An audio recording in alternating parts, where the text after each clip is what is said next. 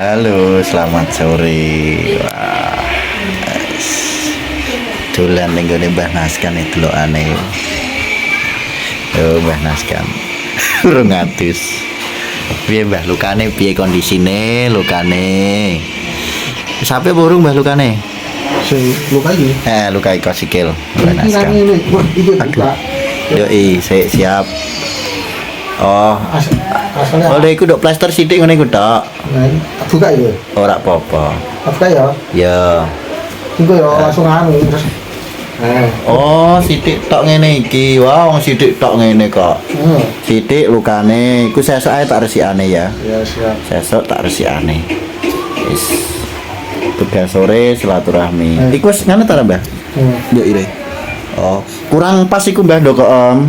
Lagi Plasternya kurang pas dokoke. iki apa ganti ngenan ta anu iki. Ora usah iku sik ora apa-apa. Sesuk tak resikane. Iso, carane masang piye sik? Mulai iso aku nek ora bojoku. Oh, ayo cekli sing ngisor. Dat sik. Ngene. Dat Anu ngono kok, Bos. ora, engko langsung di nganu ra, di kaos kaki. Nek di kaos kaki aman. Sore-sore ke Mbah Naskan. Wis lukane tipis kok Mbah iku, ora kondisi otake jemblong. Tipis wis aman.